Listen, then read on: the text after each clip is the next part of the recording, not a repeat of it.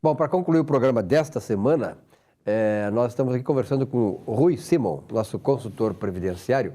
Oi, Rui, essa semana, né, o IBGE lançou aí os dados mais recentes da pesquisa que faz sobre a população brasileira, o processo demográfico e tal, e realmente estamos confirmando aquilo que já vem sendo auscultado na nação brasileira, que é o envelhecimento da população.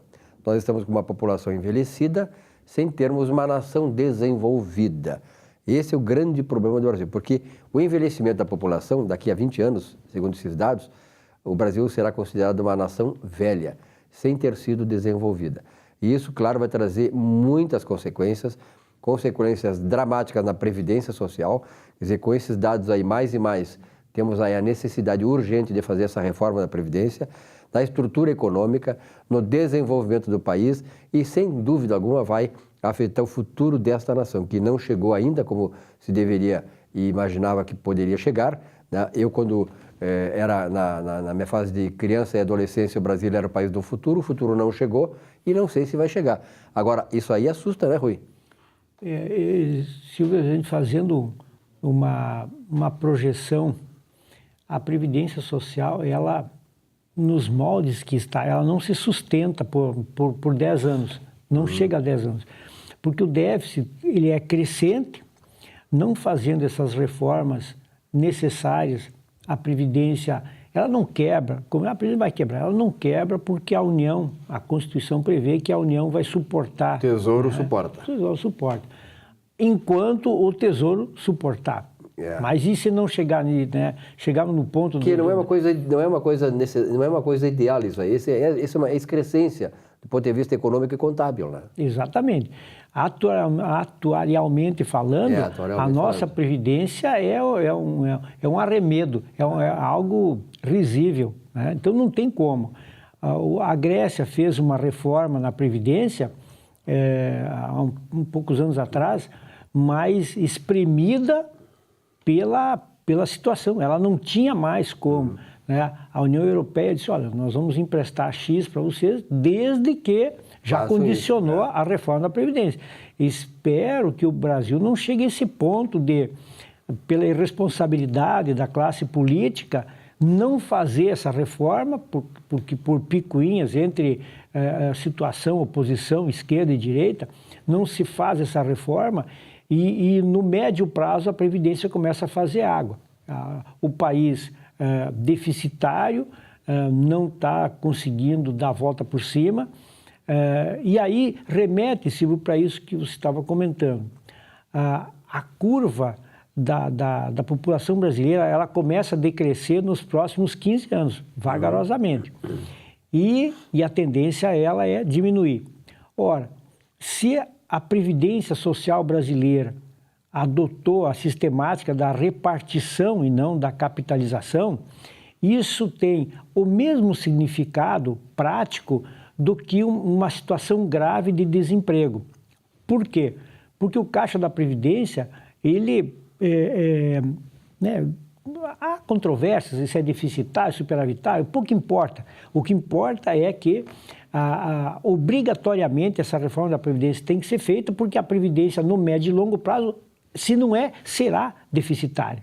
Né? Ainda que o governo piore esses números jogando junto os servidores federais e municipais, estaduais, enfim, para piorar esse quadro deficitário. Mas, enfim, o que importa a gente raciocinar em termos de previdência social? Ou se refaz o sistema e passa por um sistema de capitalização, ou se passa por um sistema de previdência privada ou um sistema misto. Por quê? A tendência lógica, Silvia, é a seguinte: se nós observarmos que o teto da Previdência, e você deve ter acompanhado isso, até 1992 o teto da Previdência era 10 salários mínimos. Né? O último deles foi 42 mil, o teto 420 mil. A moeda, nem me lembro qual é, mas enfim, era 420 mil o teto. E a partir de janeiro de 93, desvinculou. O teto não é mais 10 salários mínimos. Hoje, se o teto fosse observado, nós teríamos R$ 9.540 de teto. E hoje estamos em 5.664, 5.640. Enfim, o que importa é que esse descompasso entre o teto contributivo e os 10 salários, ele terá que ser revisto, mas não para acompanhar os 10 salários. Pelo contrário, a Previdência, a tendência natural seria um teto social de até 2 salários mínimos e dali para cima uma complementação privada, mas oficial. O que eu quero dizer com privada, mas oficial? Significa que uma solução que desse segurança jurídica para as pessoas seria um complemento liberado de capitalização, mas feito pela Caixa Econômica Federal. Eu já nem digo o Banco do Brasil, que tem ações distribuídas com a população, pulverizado esse controle acionário, ainda que o governo tenha 51% das ações, mas a Caixa Federal é 100% federal. Ninguém corre o risco de investir. Daí é uma garantia. Daí é uma garantia. Porque o Chile fez uma previdência de capitalização há alguns anos atrás e quebrou. Então, o risco que as pessoas... Quebrou exatamente pela questão que ficou tudo privatizado. Tudo privatizado. Então, se você vai investir num banco X e esse banco X quebra, quem tinha investimento ali, qual é a garantia que vai ter? Né? No momento que você faz esse mesmo investimento na Caixa Federal, você tem a certeza que não vai quebrar. Então, a capitalização via Caixa Econômica Federal de uma previdência complementar privada, mas oficial, uma garantia oficial, administrada oficialmente, seria o caminho mais correto para fazer a contrapartida na necessária reforma da Previdência.